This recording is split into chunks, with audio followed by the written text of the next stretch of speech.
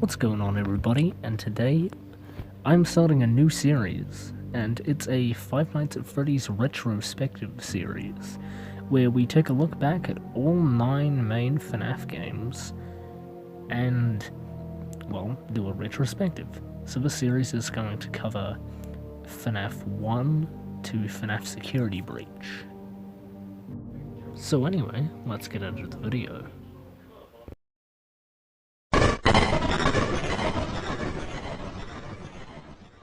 So before we kick off this retrospective series, we first have to talk about the history. So it all begins with a man named Scott Cawthon, who makes a game called Chipper & Sons Lumber Company. And it got a middle-of-the-road reception at best, and one of the comments on, well, one of the reviews of the game said that apparently the main character, Chipper, a young beaver, who was a young beaver, looked like a creepy animatronic animal. Which then gave Scott Cawthon the idea for Five Nights at Freddy's. Then on August 8th of 2014, he released the first Five Nights at Freddy's game.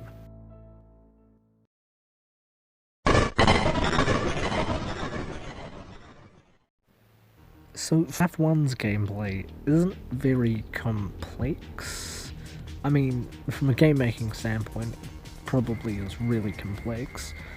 But gameplay-wise, the game isn't that complex, as you can probably see by the gameplay on screen. It's a point-and-click survival horror game, where, well, you click buttons, and yeah. The gameplay for FNaF 1, while being simple, I think does a really good job of showing how defenseless you really are. Like, all you have is doors and lights, and a slowly failing power meter. And once the power gets to 0, you're screwed. So, this game is very power management orientated. For me, I'm a complete dunce, so I am horrendous at power management, as you can probably tell. Anyway, aside from me being an idiot, personally really think this game's gameplay is really good. It's a really good gameplay loop that somehow still manages to find me engaged to this day. This game came out, like, what, almost 9 years ago, and it still manages to keep me engaged, even though I've played it, like, a million times. I think there's probably one of the best games in the series, not only gameplay-wise, but atmosphere-wise. Speaking of atmosphere,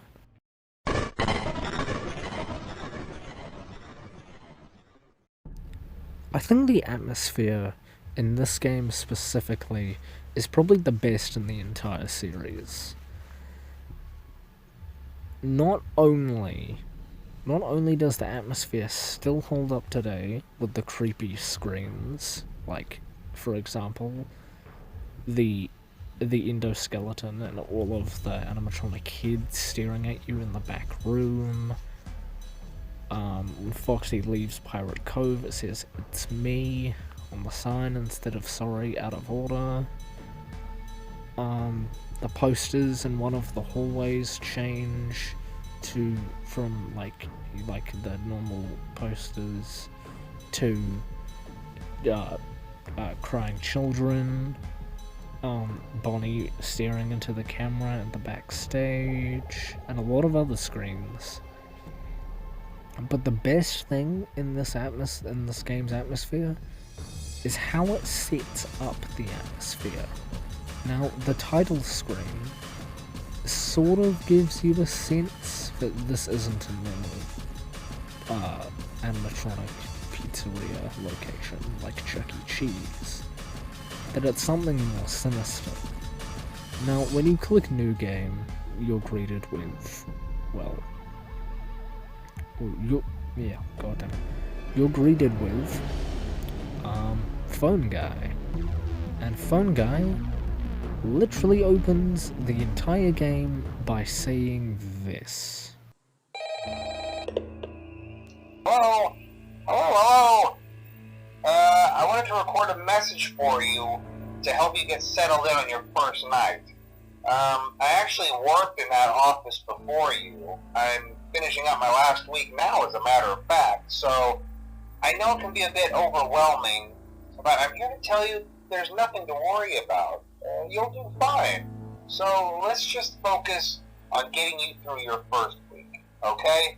Let's see. First, there's an introductory greeting from the company that I'm supposed to read. It's kind of a legal thing, you know. Welcome to Freddy Fazbear's Pizza, a magical place for kids and grown-ups alike, where fantasy and fun come to life. Fazbear Entertainment is not responsible for damage to property or person. Upon discovering that damage or death has occurred, a missing person report will be filed within 90 days or as soon as property and premises have been thoroughly cleaned and bleached and the carpets have been replaced. Blah, blah, blah. Now, that might sound bad, I know, but there's really nothing to worry about. The animatronic characters here do get a bit quirky at night, but do I blame them? No. If I were forced to sing those same stupid songs for 20 years and I never got a bath, I'd probably be a bit irritable at night too. So remember, these characters hold a special place in the hearts of children and we need to show them a little respect, right? Okay. So just be aware, the characters do tend to wander a bit. They're left in some kind of free roaming mode at night. Something about their servos locking up if they get turned off for too long. They used to be allowed to walk around during the day too, but then there was the bite of 87. Yeah, it's amazing that the human body can live without the frontal lobe, you know? Now, concerning your safety, the only real risk to you as a night watchman here, if any, is the fact that these characters, if they happen to see you after hours, probably won't recognize you as a person. They'll most likely see you as a metal endoskeleton without its costume on. Now, since that's against the rules here at Freddy Fazbear's Pizza, they'll probably try to forcefully stuff you inside a Freddy Fazbear suit. Now, that wouldn't be so bad if the suits themselves weren't filled with cross beams, wires, and animatronic devices, especially around the facial area. So you can imagine how having your head forcefully pressed inside one of those could cause a bit of discomfort and death. The only parts of you that would likely see the light of day again would be your eyeballs and teeth when they pop out the front of the mask. Yeah, they don't tell you these things when you sign up. But hey, first station of the breeze. I'll chat with you tomorrow. Check those cameras and remember to close the doors only if absolutely necessary. Gotta conserve power. Alright, good night. I think that, coupled with the disturbing imagery and the sounds you hear from beyond the office, make for a very terrifying experience for the first Five Nights at Freddy's game. And I think it really makes the atmosphere feel not right. Like it feels like it shouldn't feel like this, but it does anyway. Anyway, I think I've talked about the atmosphere for way longer than I think I should have. I think most of it is taken up by the fun cool, but still. Anyway, yeah, let's move on to the next point of this retrospective.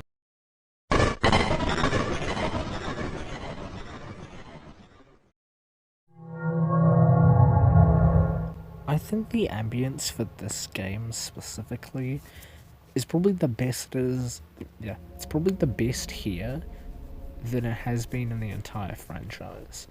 The ambience in this game specifically actually makes me feel, well, an ever-present sense of dread, if you will.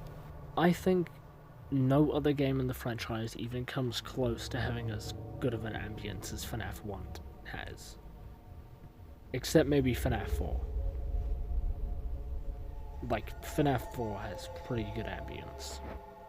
But enough about the other games. We're mainly focusing on FNaF 1 for this video. I think the thing with FNaF 1's ambience is just how, well, just how all of the sounds from the building sort of combine together to create this kind of horrible noise. Like, the sound that I'm using right now is like the main ambience that plays throughout the pizzeria. Well, there's other sounds that combine with that, like the sounds of the stage, Freddy playing his music box in the kitchen, Chica smashing pots and stuff in the kitchen, Foxy singing, and the footsteps from the animatronics around the pizzeria. Now, I think everything all culminates in the power outage, which I'm gonna show right here.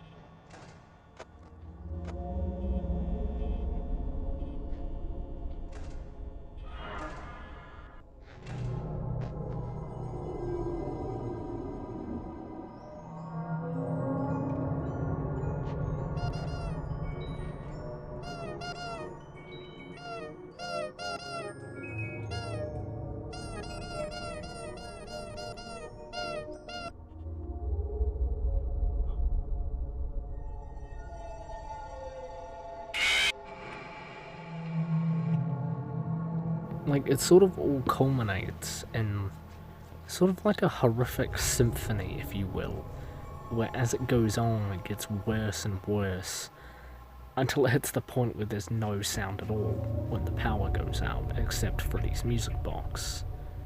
And then the final sound you hear is the jump scare and then the static. And then you get sent back to the title screen.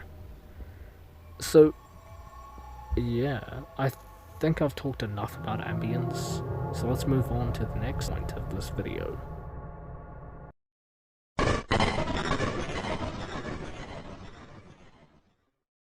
Well, there weren't many updates to FNaF 1. Well, aside from one update, which added to the story, but I'll get more onto the story soon. The update was about the Bite of 87. Now, when you went into Custom Night originally and put in 1987 on each animatronic, nothing would happen. But after the update, this is what happened.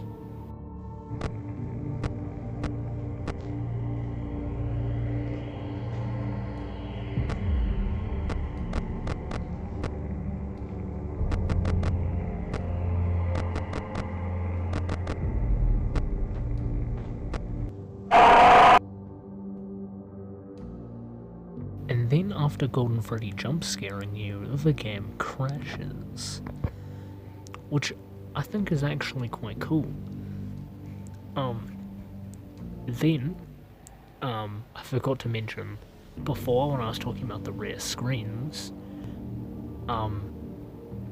if you look at specific cameras, like there's sometimes I'm pretty sure it's like one in 10,000, I think, or 1 in 10 million of it happening. But sometimes the rules for safety poster in the right hallway will change to a newspaper article. All these 4 newspapers detail different tragedies, or the same tragedies that happened at Freddy's.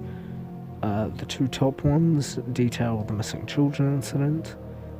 The one on the bottom left details the aftermath of the missing children incident, with blood and mucus pouring out of the animatronics, and the final newspaper detailing the shutdown of Freddy Fazbear's Pizza after the uphill court battle.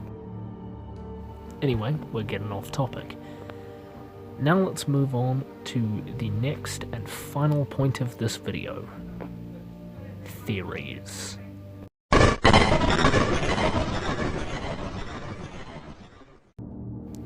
And those newspapers really set off something new in the slowly growing Five Nights at Freddy's community at the time. Theories. Now, with Game Theory being one of the biggest theory channels on the internet, they started making Five Nights at Freddy's theories around FNaF 1's time. And then more around FNaF 2, FNaF 3, FNaF 4, Sister Location, FNaF World, FNaF Pizzeria Sim, Ultimate Custom Night,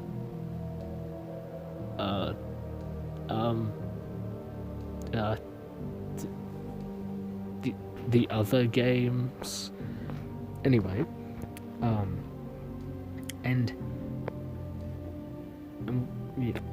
yeah, I forgot how to speak. But more importantly than the theories is the story.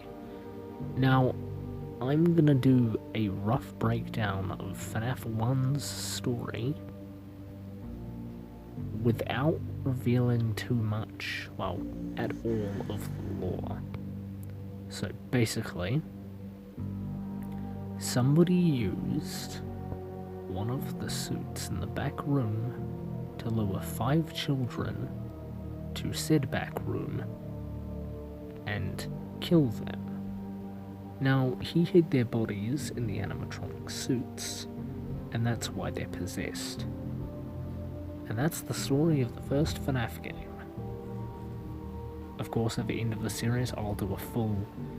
At the end of the series, I'll make one last video at the end of the retrospective series, which will detail a ultimate FNaF timeline video, which I'm hoping to make at the end of the series. So, with that being said, this is the end of the video. I didn't really plan an outro because this video doesn't actually have a script. I'm sort of just freeballing this entire video. Yeah, so I'll see you on the flip side.